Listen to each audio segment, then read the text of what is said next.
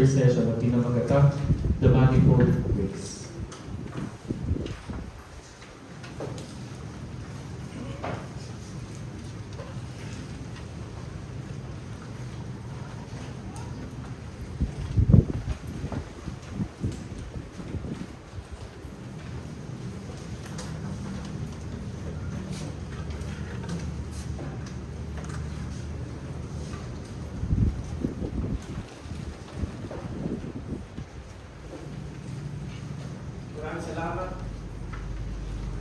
Maraming salamat, Brother NJ, sa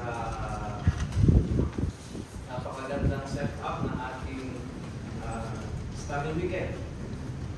Nagulat ako, kalawa nila may ringtone na nasa aeroplano. Wala, totoo pa talaga. Galing, no? Naka-passport pa, no? Wala bang nasuka dyan? Mamaya may jet lag pa tayo.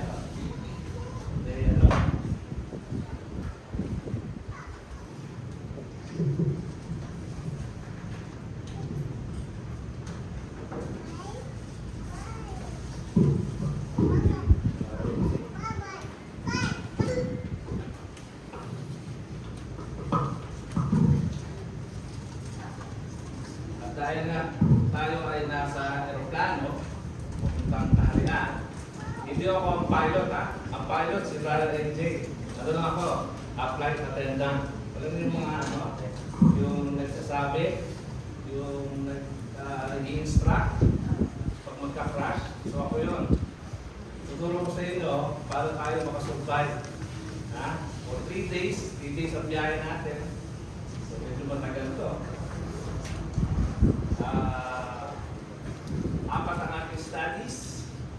At napakaganda ng ating topic, mga kapatid at mga kaibigan at mga young people, sapagkat tama-tama, sakto-sakto ito sa tema ng ating study weekend kasi alam nyo sa international flight, nagre-require ng visa. At itong topic natin ay para sa visa na kailangan ma-approve ka dito at makapasa. Kailangan maintindihan mo ang grace. Ito kasi may topic natin. His grace, His ways. Ang grace kasi, mga kapatid at mga kaibigan, ay one of the most na nako-confuse ang mga tao.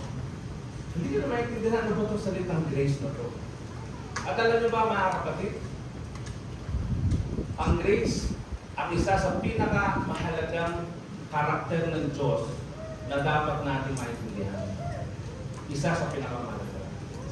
Sa 3 days na pag-aaral natin, mostly ang sentro ng ating pag-aaral ay iikot lamang sa karakter ng Diyos. Is character of God. Because grace is one of God's character. At katulad na sinabi natin, isa ito sa pinakamahalagang karakter ng Diyos. Actually, halos siya lang ang naka-perfect. Wala. At sa ating first study, ang manifold grace. Manifold means, kung sa Tagalog, sari-sari. Or madami. Yan siya. Or ang idea ko dyan ay in general. Ibig sabihin, gaano ba ka-gracious ang Diyos sa lahat ng tao? Hindi lang sa mga nasa kapatid ng Panginoon sa Kristo o hindi lang sa atin, kundi sa lahat ng tao. At mamaya, i-define natin what is grace. Patulad ng sinabi natin kanina, this is about character of God. Ngayon, the first question, how well do you know God? Gaano ba natin kakilala ang Diyos? Tanungin mo ang sarili mo ngayon. Gaano ba siya kakilala?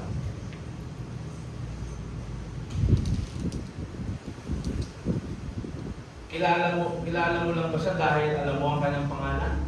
Yahweh. Gaano mo siya kakilala? Importante yan, mga kapatid at mga kaibigan, yung tanong na yan. Kasi, kapag hindi mo kilala ang Diyos, hindi mo ito ikakaligtas. Ganun siya ka-importante. Kaya kailangan makilala mo siya. Pangalawang tanong, bakit mo siya kailangan kilalanin? Bakit? Diba? Ang sagot ay ito. Kasi, ang greatest commandment ng ating Diyos, mga kapatid, ay alam niyo ba ang greatest commandment? Nasa Mark 12 verse 30. Anong sabi diyan? Thou shalt love the Lord thy God with all thy heart, with all thy soul, and with all thy mind, and with all thy strength. Thou shalt love the Lord thy God. Hindi lang love, ha? Ang sabi dito, with all your heart, with all your soul, with all your mind, with all your strength. Ngayon, ito ang tanong. Kapag ang Diyos hindi mo kilala, hindi mo magagawa ito. Di ba? Ulitin ko, pag ang Diyos hindi mo kilala, hindi mo magagawa ito. Bakit? Because you cannot love someone you do not know. Sampulan natin, ha? Kapatid, anong pangalan? Jude. Jude. Okay, Jude. Mahal mo ba si Melissa? Yes or no? Hindi. Bakit? Kasi hindi niya kilala. Tinanong ko siya, si Brother Jude, kung kilala niya si Melissa. Hindi daw. Bakit? Kasi hindi niya kilala. Because you cannot love someone you do not know. Kaya kung hindi mo kilala ang Diyos, pag sinabi kong kilala, mga kapatid, means kilala mo siya, pati ang kanyang character. That's it. Hindi lang pangalan. Character. Parang kaibigang matalik mo na talagang kilala mo. So yun siya, mga kapatid. Kapag, at alam niyo ba, kapag makikilala mo lang ang Diyos, talagang mamahalin mo siya ng todo. Mamahalin mo talaga siya. Kahit tanungin mo sarili mo, pakiramdaman mo, mahal ko ba ang Diyos? Siguro sabihin mo, parang hindi ko siya gaano love. Baka kasi, hindi mo pa siya kilala. Yun ang sagot. Kaya ngayong 3 araw ng pag-aaral natin, sigurado ako, mga kapatid at mga kaibigan, makikilala natin ang Diyos. Ang kanyang character. Lalo-lalo na ang pagiging gracious. At yung kanyang mga ways. You cannot love someone you do not know. Ngayon, nakikita nyo ba ito? Nababasa nyo? Yung love languages.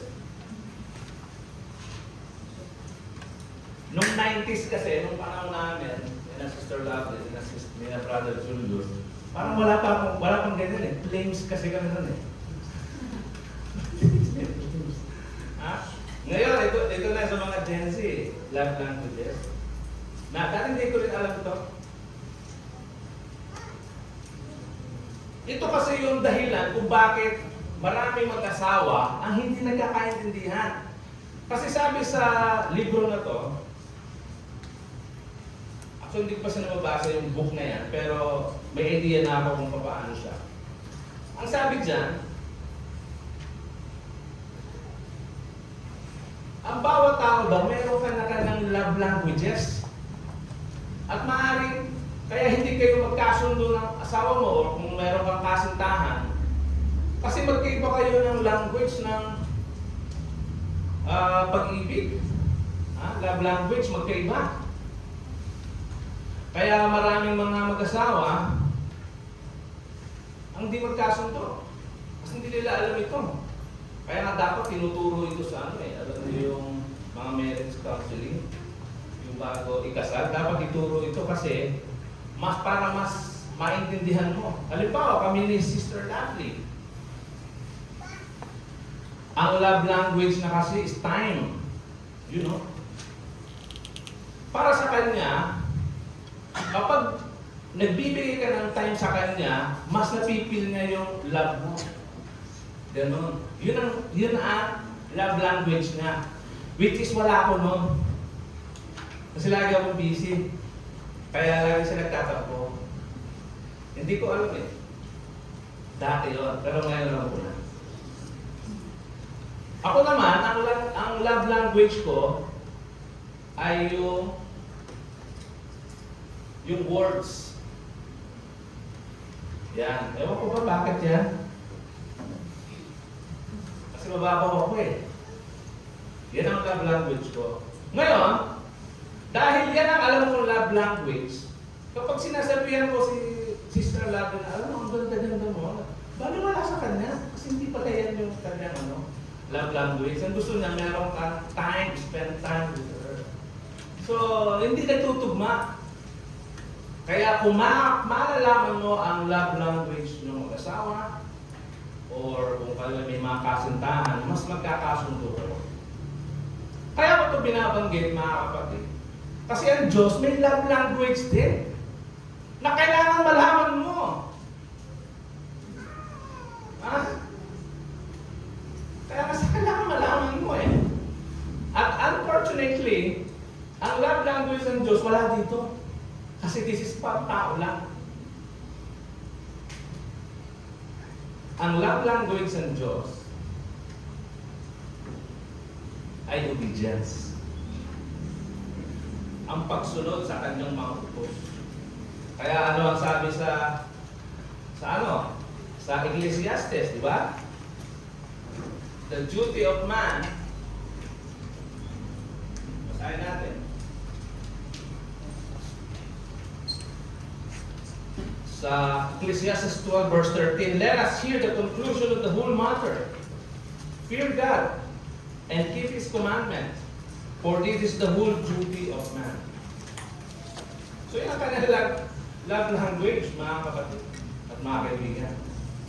Sabi yan lang gawin mo. Sabi ng Diyos, happy na ako. Ang Diyos, hindi niya love language ang gift o yung magbibigay ka ng sacrifice.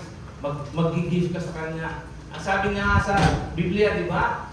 To obey is better than sacrifice. Yun ang sabi ng Bible. Yun ang sabi ng Diyos eh. To obey is better than sacrifice. Mas matutuwa ako kapag susundin mo ang aking kalooban kaysa magbigay ka ng sacrifice. So, obedience talaga ang love language ng Diyos. Kaya kung gusto mo na matuwa ang Diyos sa'yo, just simply do that. Kasi kapag ikaw, every time kasi na nagkakasala ka, ang Diyos na open. Naiinis siya.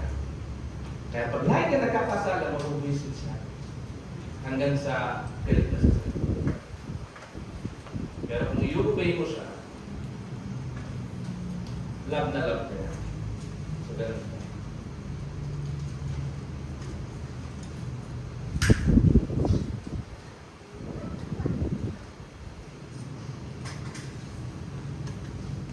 Ngayon, ang next question is,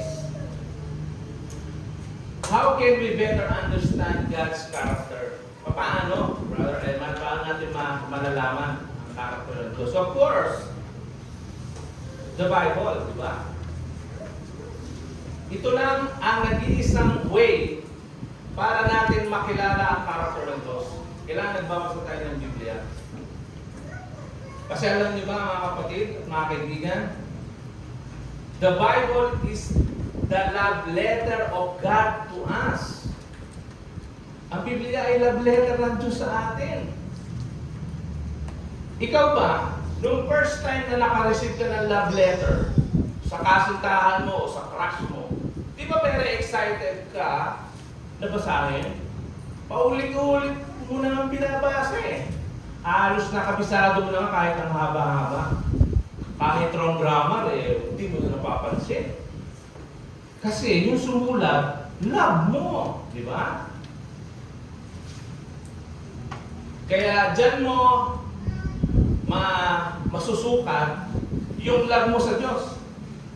Bakit? Kapag ikaw ay bored na bored sa Bible, sa pagbabasa ng Bible, isa lang ibig sabihin niya, hindi mo pa siya love. Kasi nabobored ka sa love letter niya eh.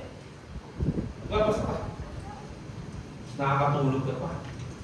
Ibig sabihin, hindi ka interested. Kasi hindi mo siya love. Kasi love letter niya to, tapos bored ka. Imagine mo yung kasintahan mo, yung crush mo, sumulat sa'yo. Crush mo siya, tapos ikaw sinulatan. Grabe, makatulog ka pa kaya niya. Tapos nakatulog ka. Na-bored ka. Para hindi di ba? So, gano'n mga kapatid. Our Bible is the way to understand God's character. Kasi nandito na lahat. And of course, kung gusto nyo ng shortcut, our Lord Jesus Christ. Because our Lord Jesus Christ is the manifestation of His Father. Kung ano ang karakter ng ating Panginoon Kristo, yun ang karakter ng ating Diyos. Kaya, yun siya. Okay? Now, ito ang tanong. What is grace? Ano ba ang grace? Sa Tagalog, ang grace ay ano? Ano sa Tagalog ang grace?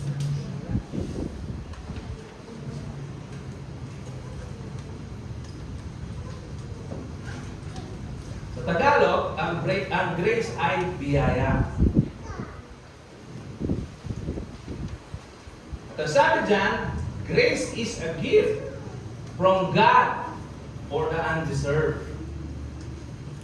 Yan po ang meaning ng grace, mga kapatid. Regalo. Galing sa Diyos para sa mga undeserved. So, regalo siya. Mga kapatid. So, ibig sabihin, ang grace ay isang bagay na hindi mo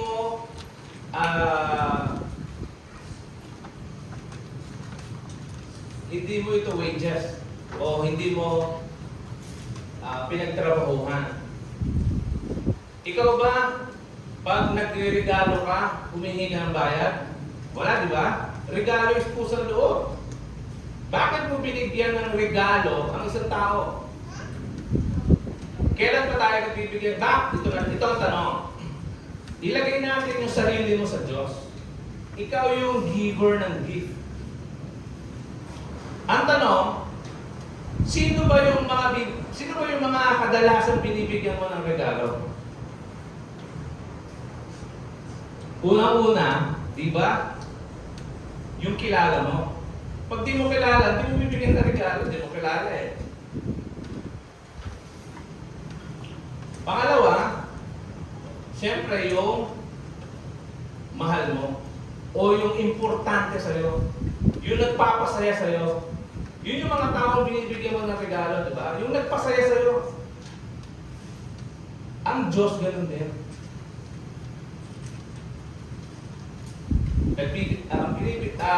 Ang regalo na binibigyan niya, yung nagpapasaya sa kanya. Kaso, itong grace kasi ay regalo para sa mga undeserved. Yun ang medyo nakakalito doon. Kasi tayo, di ba, ang binibigyan natin regalo, yung mga natutuwa, hindi lang natutuwa ka. At Diyos kahit hindi siya natutuwa, binibigyan ng regalo.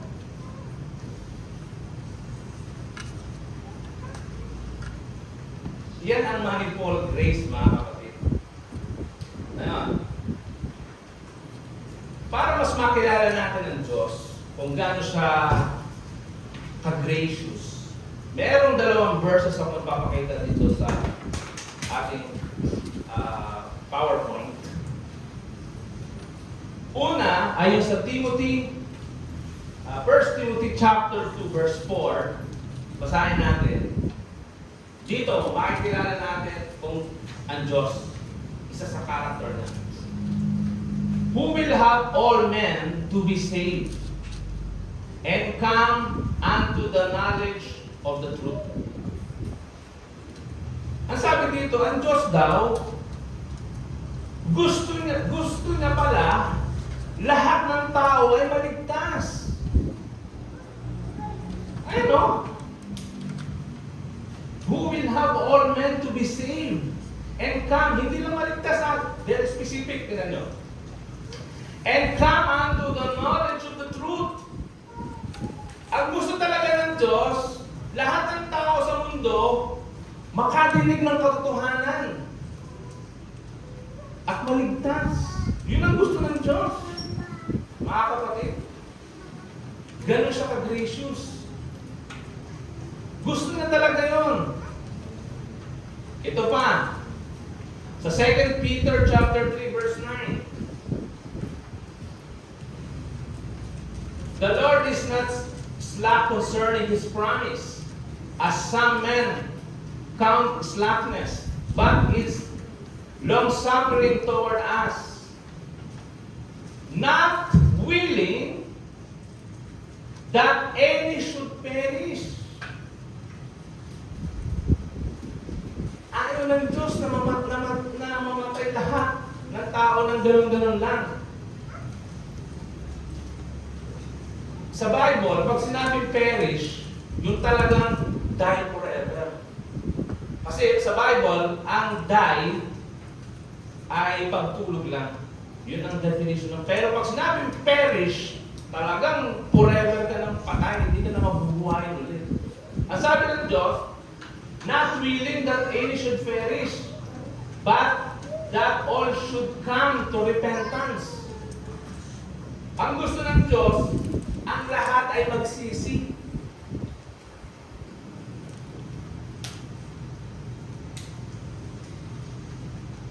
So yun siya. So na-figure out nyo na ba? Na-imagine nyo na ba kung ano ang karakter ng Diyos? Yan ang Diyos natin. Lahat gusto niya maligtas. Lahat gusto niya makadinig ng katotohanan. Lahat gusto niya magsisi. Ngayon, tingnan natin sa Biblia, yung kauna-unahang record na nasulat ang salitang grace. Sa Biblia kasi, mababasa natin ang salitang grace. Kauna-unahan yan dito sa binasa natin sa Genesis chapter 6. Doon unang nabanggit ang salitang grace sa Bible. First mention of the word grace is on Genesis 6 in time of Noah. Ngayon, kung talaga nag-iisip ka, medyo magtataka ka. Bakit? Saglit lang, Brother Emma. Sabi mo kanina, ayaw ng Diyos na ang lahat ng tao'y mamatay. Pero, unang record ng grace ay sa panahon ni Noah. Ano ba ang nangyari ng panahon ni Noah? Ang daming namatay. Ngayon, dito na naman papasok. Kaya maraming nalilito sa salitang yan, mga kapatid. At yan ang i-clear natin sa bawat isa. Akala ko ba gusto ng Diyos na lahat ng tao ay maligtas? Sorry. Alam nyo, mga kapatid, makikita ko sa inyo ang top 3 world's deadliest event in the human history.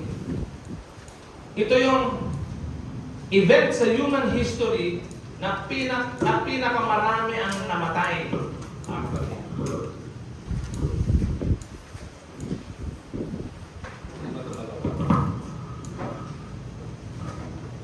Unang-una ay noong World War II.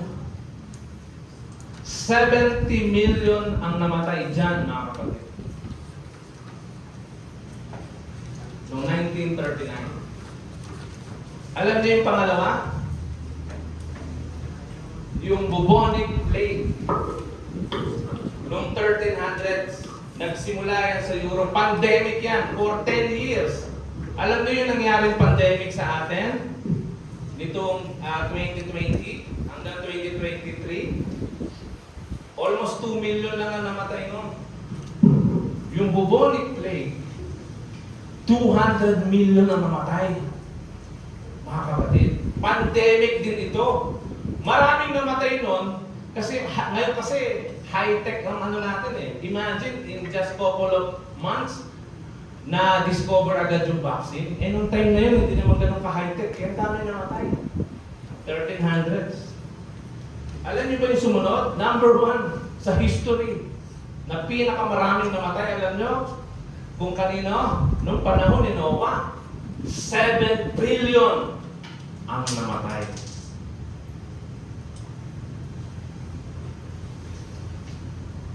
Halos namatay lahat ng tao sa mundo. 8 tao lang ang nakaligtas.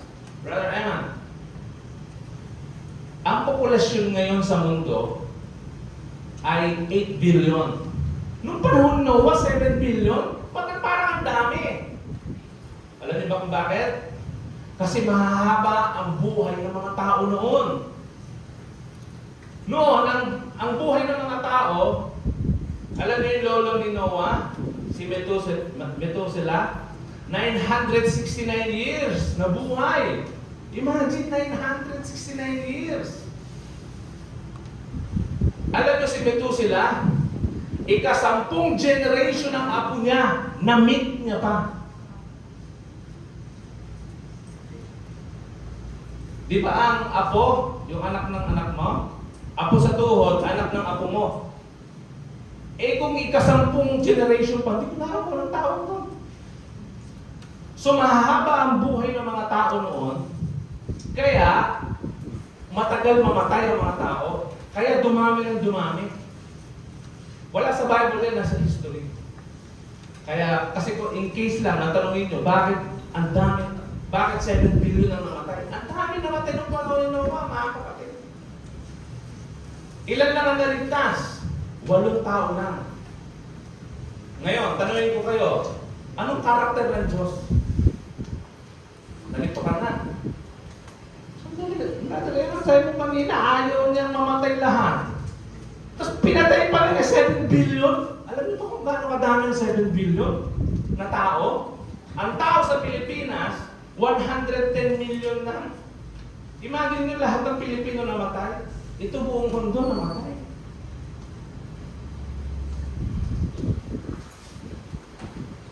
Ito ang nagpapakita na ang Diyos, isa sa karakter ng Diyos,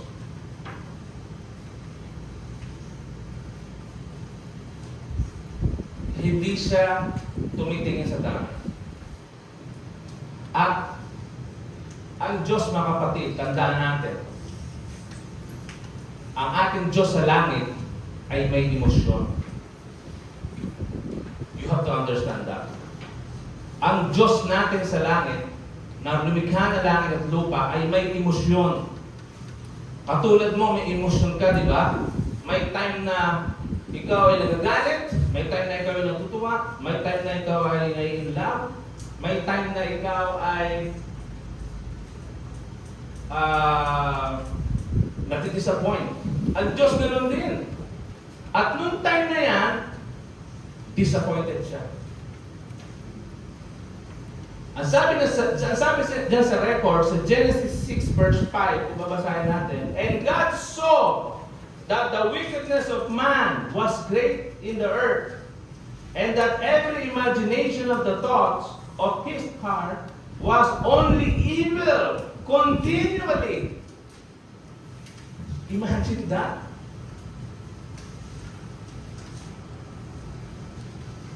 Ang utak daw, ang puso daw ng mga tao nung panahon ni Noah. Tingnan niyo yung word. Only evil. Ibig sabihin walang good. Only evil. Masama lang. At hindi lang yun. Consistent. Continually. Ikaw.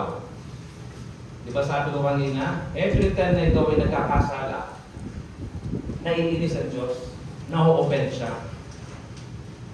Imagine, araw-araw ino-open mo siya. Araw-araw. Only evil eh. Continually pa. Nagdilim ang paningin ng Diyos dyan, mga kapatid. Yun siya, nagdilim. Wala siyang pakialam. Ubusin kahit, alam mo sa statistic, o kung ako yung Diyos, ganito ang gagawin ko. Meron ako 7 billion na tao. Pwede bang 99% ang papatayin ko? Kasi nainis ako sa kanila eh. 1% na nakikitira ko. Alam niyo ba yung 1% ng 7 billion? That is 700 million. Ang dami pa rin. Pero ang Diyos, 8 lang. 8! 0.00000% ang natira sa mundo, mga kapatid.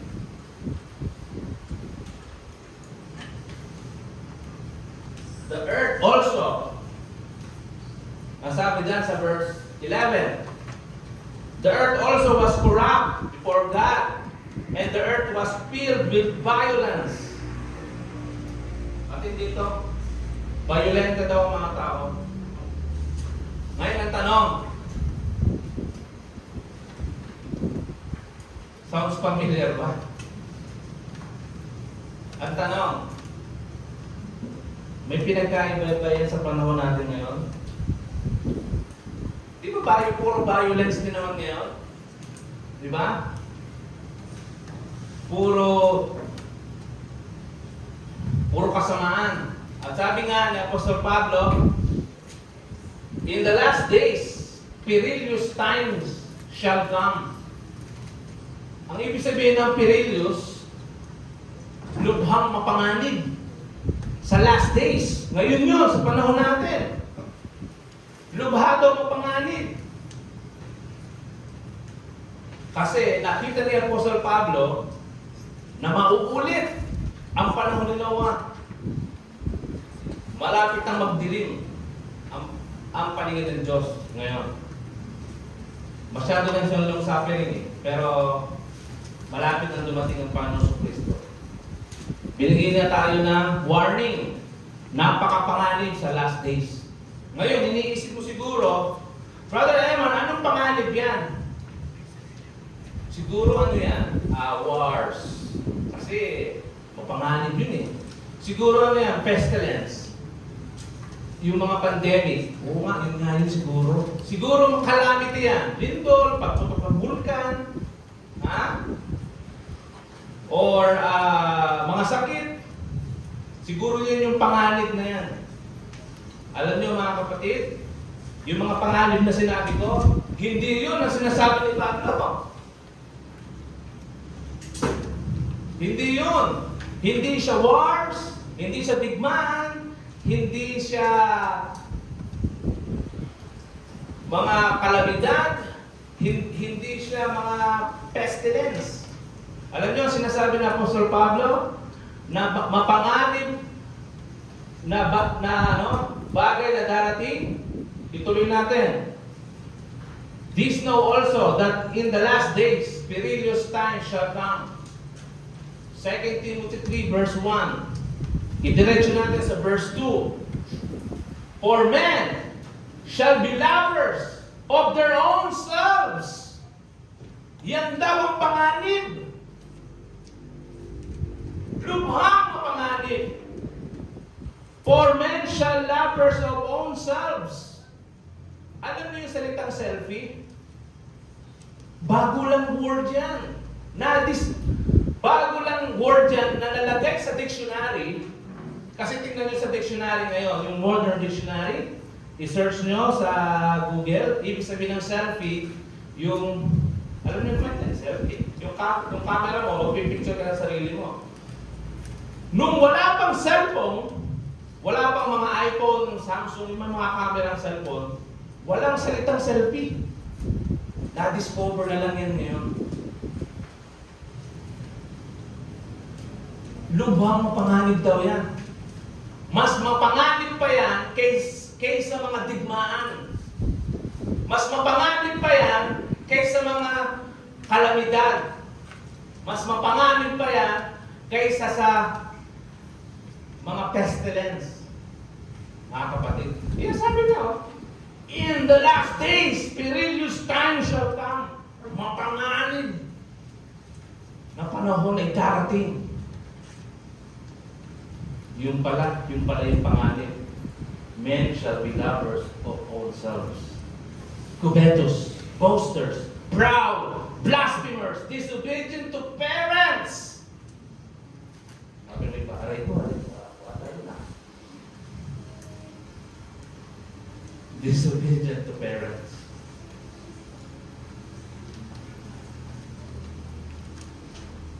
Alam niyo ba sabi sa Bible? Kapag ikaw ay sumusuway sa iyong magulang, mamamatay ka na maaga. Kapag ikaw ay sumusunod sa iyong magulang, hahaba ang buhay mo. I-research niyo yun kung saan nakikita.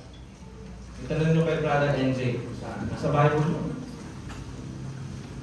Disobedient to parents, unthankful, unholy, without natural affection, truce breakers, full accusers, incontinent, peers, despisers of those that are good, traitors, heady, high-minded, lovers of pleasures more than lovers of God. Yan daw yun, mga kapatid. Lovers of pleasures more than lovers of God. Yun ang mga panganib. Alam nyo, yan din, saktong-sakto yan. Yan din ang nangyari noong panahon ni Noah.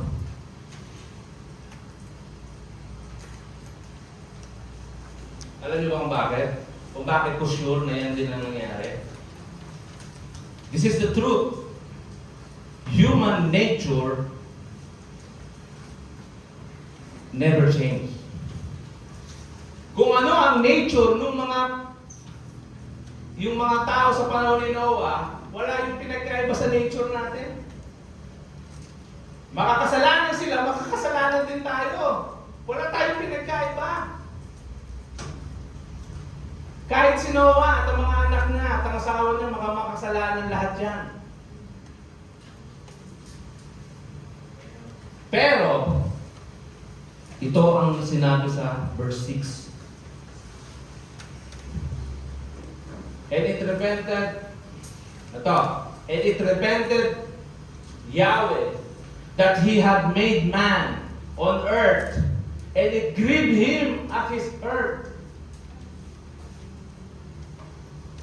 Nagsisi daw ang Diyos at nilikha pa niya ang tao at lubos niyang nalungkot. Tandaan natin, ang Diyos ay may emosyon. May emosyon ng Diyos, mga kapatid. You have to understand that. Pinagsisihan niya, oh. Sana pa, hindi ko na nalikha. Kasi alam niyo, ang dahilan talaga ng Diyos kung bakit niya nilikha ang tao. Bakit niya nilikha ang mundo, ang earth. Ang gusto niya talaga, nasa Numbers 14 verse 21 yun. Ang gusto niya, lahat ng titira sa earth ay gumagawa ng kanyang kalooban. Yun talaga. Yun talaga ang plano niya. Na lahat ng nakatira sa earth gumagawa ng kalooban niya. Kaso, ang problema, nasa lisihan ng Diyos ng isang hayop. Si Eva at Adan, mas na ano siya, si Eva ay naloko siya ng isang hayop. Actually, hindi siya naloko kasi hindi naman sinasadya ng hayop na yun o ng ahas na magsabi ng kasinungalingan. Kundi, anyway, ibang topic yun. Saka natin pag-aaralan. So yun siya, mga kapatid. So verse 7, And Yahweh said, I will destroy man, whom I have created, from the face of the earth, both man and beast, and creeping thing, and the fowls of the air, for it repented me that I have made them. Nagsisi ang Diyos, bakit ginawa niya? So, nag-decide ang Diyos na I will destroy. I will destroy them all. So, ganun siya, mga kapatid. Pero may nangyari. Dito sa verse 8. So, decided na ang Diyos. Decided na talaga siya. Papatayin na lahat.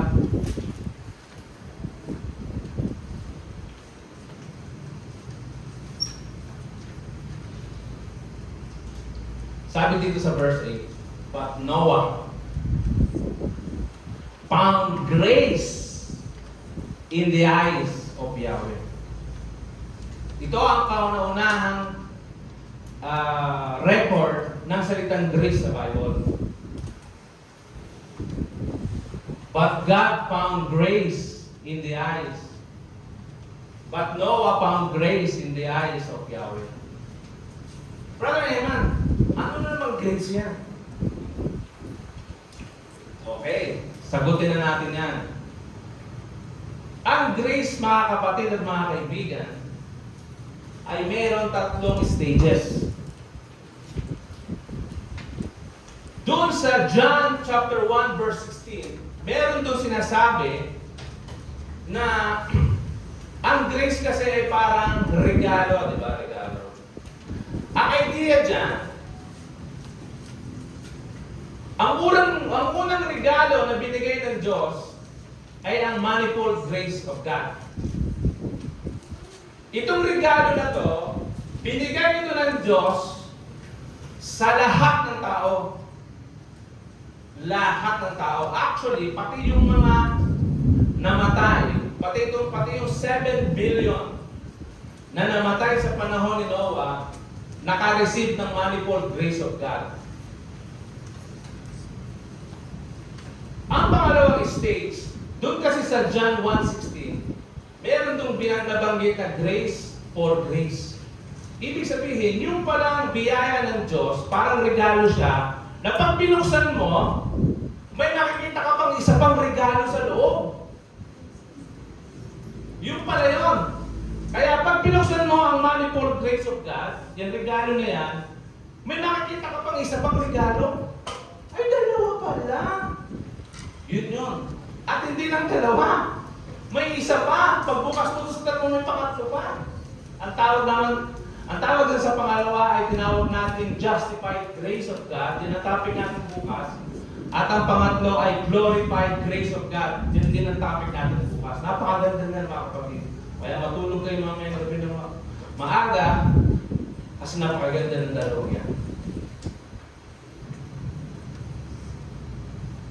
Yun ang sabi sa John 1:16, grace for grace. So, ipinakita dyan na ang grace may tatlong stages. Yan. Ngayon, yung sinabi dito sa verse 8 na, But Noah found grace in the eyes of Yahweh. Yan yung justified grace of God. Yan yun, mga kapatid. Kasi, ano ang sabi sa verse 9? Sabi kasi sa verse 8, yan ang sabi sa verse 8, ito naman ang sabi sa verse 9. Noah was a just man and perfect in his generation. And Noah walked with God. Imagine, sa 7 billion na mga tao sa mundo na wala nang ibang ginawa kundi masama, bukod tanging si Noah, ang just man at perfect in his generation. And Noah walked with God. Yun ang dahilan, mga kapatid, kung bakit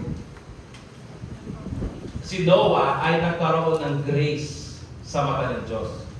Dahil siya ay mabuti. Natuwa ang Diyos sa kanya. Imbis na patayin ng Diyos ang lahat ng tao, tinira niya si Noah because of this. At hindi lang yan, hindi lang si Noah. Pati mga anak niya, hindi lang mga anak niya. Pati mga asawa ng mga anak niya. At ang asawa niya mismo. Ganun ang Diyos kung magmahal. Kapag mahal ka ng Diyos, mahal na rin niya ang asawa mo. Mahal na rin ng Diyos ang mga anak mo. Pati mga apo mo. Lahat ng mahal mo, mahal din niya. Ganun ang Diyos, mga kapatid. Pag mahal ka niya, lahat ng mahal mo, mahal. Mahal din niya. Kaya tingnan mo sa mga history, laging magkakamag-anak. Family by family. It's like in our ecclesia. Kahit nung panahon ng ating Panginoon Kristo. Di ba? Alam niyo ba yung mga 12 apostles? Magkakamag-anak sila lahat. Magpipinsan lahat yun. Si Judas lang ang hindi nila pinsan. Kaya hindi nakakagulat dito sa Pilipinas, ang mga unang Christadelphian, mga magkakamag-anak. Kasi ganun talaga ang pattern. Even before. Pamilya ba pamilya? Kaya kung ikaw ang unang nakadinig ng katotohanan sa pamilya mo, kailangan gawin mo ang lahat na ang tatay mo at nanay mo maging Christadelphian din. Ang kapatid mo maging Christadelphian din.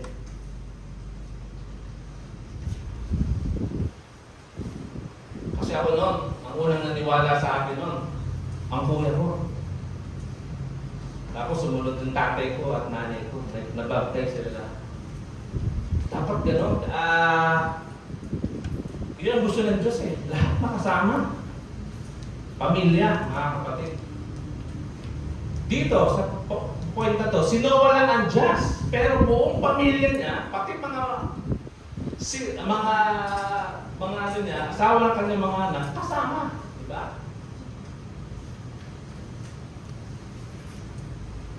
Ngayon, Brother Eman, pwede mo bang paliwanag ng mabuti, ano ba yan, yung manifold grace, justified grace, glorified grace. Pwede mo yung paliwanag kasi medyo hindi pa ako nag-lunch eh. Nakikita ko sa itsura nyo, parang pagod na pagod kayo. Pero okay lang yan, pagod tayo na.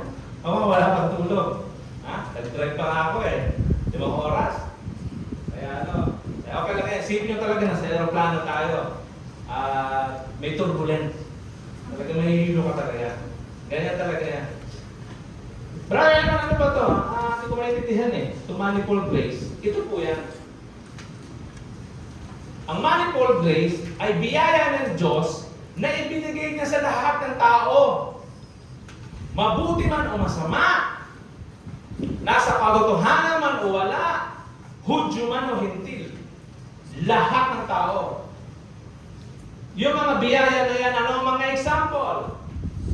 Sinag ng araw. Lahat, mga Christadelphian lang ba naaarawan? Lahat ng tao, di ba? Ulan, shelter, hope, God's Word. Actually, salita ng Diyos, halos matinig na ng lahat eh. Di ba?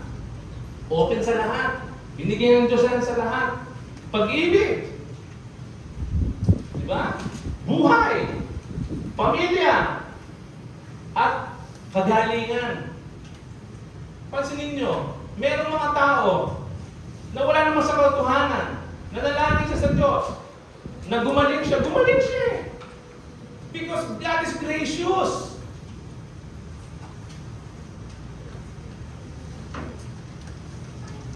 Yun mga kapatid. Kaso, ang graciousness ng Diyos, may stages pa lang. Yung mga namatay, yung 7 billion na namatay nung panahon ni Noah, naging gracious naman ng Diyos sa kanila eh. Siguro ang tanong nyo, bakit si Noah lang ang naligtas? Sabihin na natin, bakit hindi man lang shinare ni Noah ang katotohanan sa mga tao? Siguro yun ang tanong mo. Actually, nag-preach si Noah, mga kapatid. Alam niyo ba kung gaano katagal?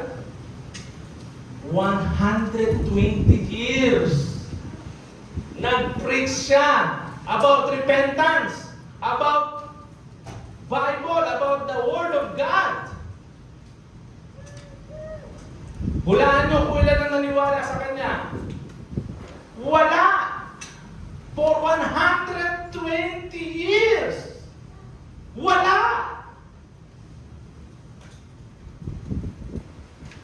Sino hindi makakasal na at magdidilim ang palingin? Nag-preach si Noah. Alam niyo ba yung arko? 100 years niyang ginawa yan. Yung arko ni Noah, 100 years ginawa yan. Hindi yan ginawa ng 1 week lang, 1 month. 100 years. Tandaan niyo, ang buhay ng mga tao nun mahaba. Ang buhay ni Noah, 950 years. Imagine. 950 years, ang haba ng buhay niya. Magsasawa ka talaga. Siguro kung ako yun, parang magsawa na ako ng buhay. Pagka 450 years, buhay ka ba?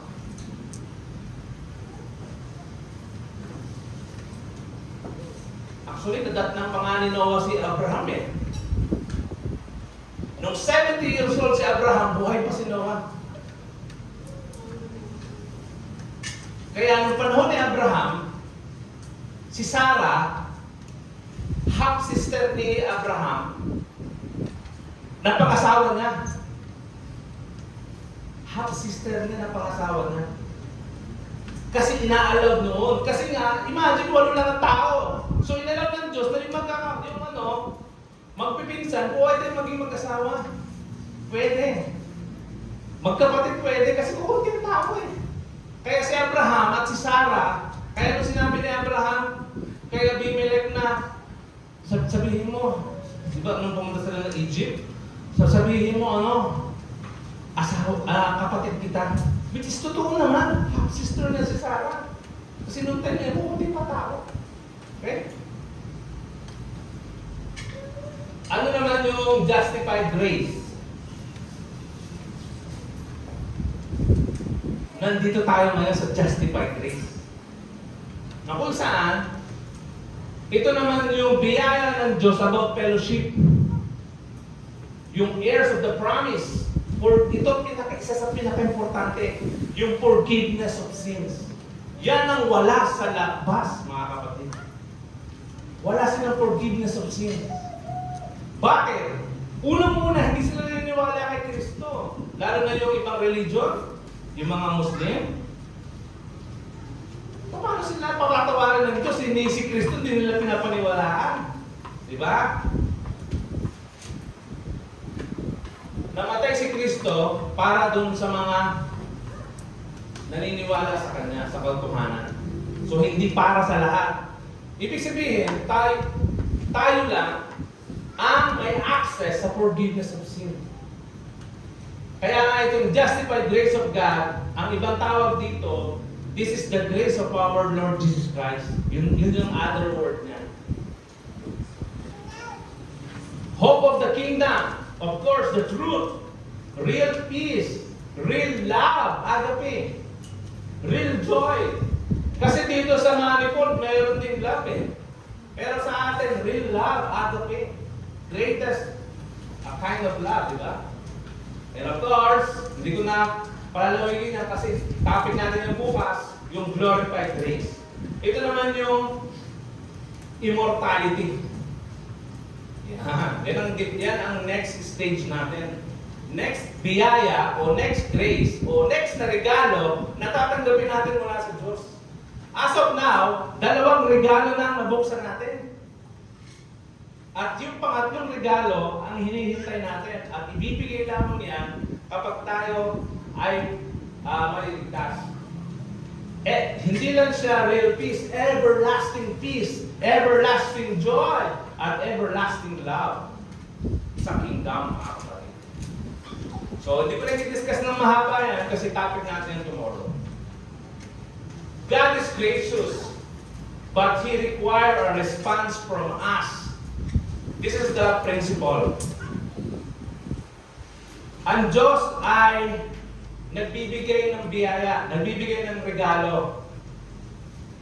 Pero, para mo mabuksan yung pangalawang regalo na nasa loob, kailangan mo mag-respond sa requirements. Si Noah, nagawa niya yun. Kasi, yung first stage kasi, bawa sa buhay natin, ang equivalent ng manifold ay yun yung time na tayo ay tinawag. Yun. Yung justified, ito naman yung time na tayo ay nabaptize. Yan. Then, we are waiting on the third stage. Ulitin ko. Yung manifold, ito yung time na tayo ay tinawag. Yung iba, maraming tinawag pero hindi nag-response. Natinig nila ang kalukuhanan, umattend ng Sunday school, na-invite sa iglesia. Pero dinedma. So, hindi sila nakarating ng second stage. Kasi God, graciousness, requires response from us. Kaya mapapalad yung mga nag-respond sa tawag ng Diyos, mga kapatid. O, ito yung sabi ko kanina. Did God give them time to change during the days of Noah? Oh, yes. God waited for so long for them to change. Alam niyo ba ang sabi dyan sa 1 Peter 3 verse 20? Ito ang sabi, which sometimes were disobedient. When once the long suffering of God waited in the days of Noah. Grabe yung long suffering ng Diyos for 120 years. Hinintay sila. Pero zero ang nag-response, mga kapatid. Zero.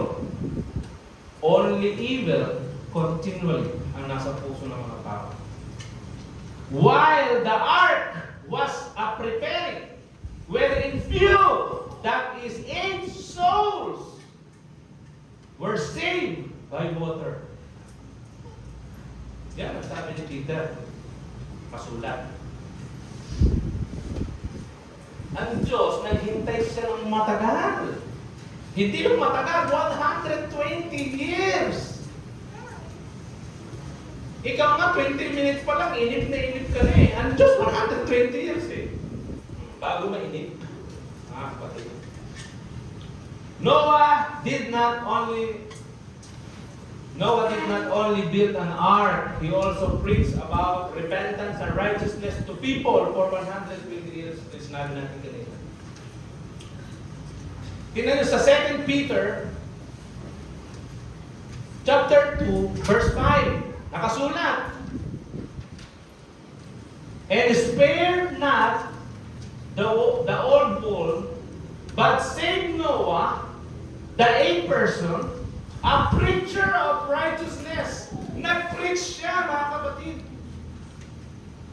Bringing in the flood upon the world of the ungodly. Hindi lang siya nag-build ng ark. Nag-preach siya for 120 years. Preacher siya. By faith, Noah warned. Noong time kasi na yun, alam nyo mga kapatid. Dali, ano na ako. Siguro kung buhay ako ng panahon ni Noah, baka kasama ako sa 7 billion.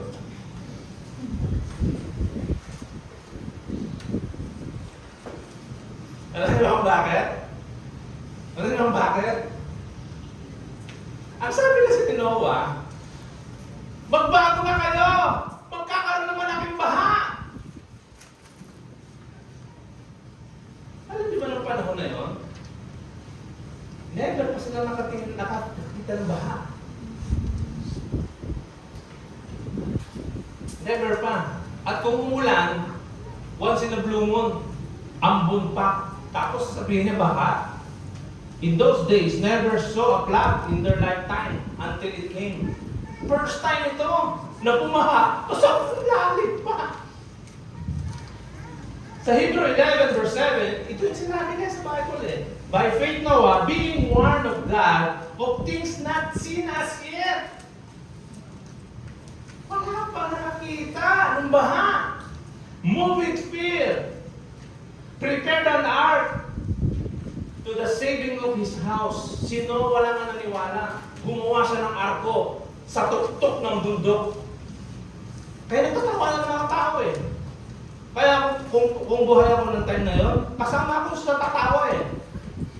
Gumagawa ka ng arko sa tuktok ng bundok, ha?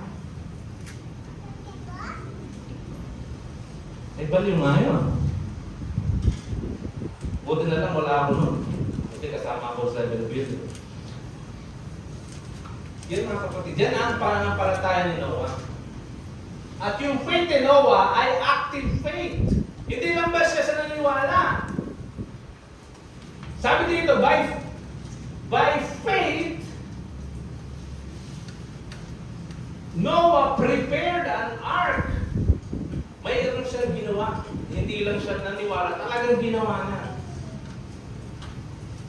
Ngayon, siguro iniisip niyo, grabe naman pala yung brother niya. For 120 years, nag-preach si Noah. Nakita ng mga tao na gumagawa siya ng arko, walang naniwala sa kanya kahit isa. Grabe pala yun, no? Alam niyo, kaya huwag kayong magulat sa panahon ngayon. Alam niyo ba na ang Christadelphian ay nagpipreach na tayo 180 years? 180 years na. Pero kung konti pa rin na naniniwala. Actually, ang dami na nga natin eh. Nung panahon ko, wala eh. Kaya ang dami. For 180 years since John Thomas, Brother John Thomas.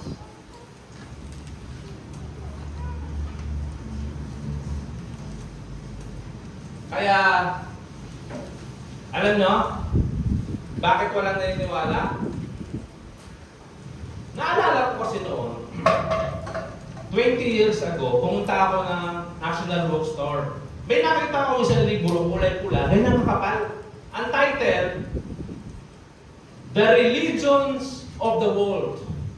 Dictionary siya ng lahat ng religion sa buong mundo. Nakasulat doon. At nakalagay doon, 44,000 and counting.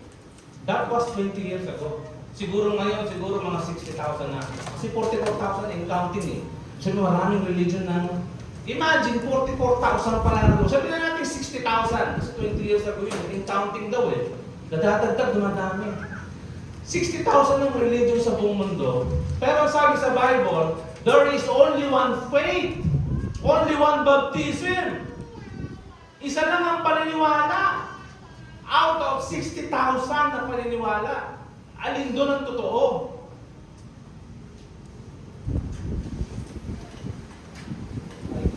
Bukas, makinig ka mabuti. Yan ang pag-uusapan natin. Kung gaano ka kaswerte at nalaman mo ang katotohanan. Kung gaano ka kaswerte. Kung gaano tayo kaswerte, mga kapatid. Out of 60,000 religion, isa lang pala ang totoo.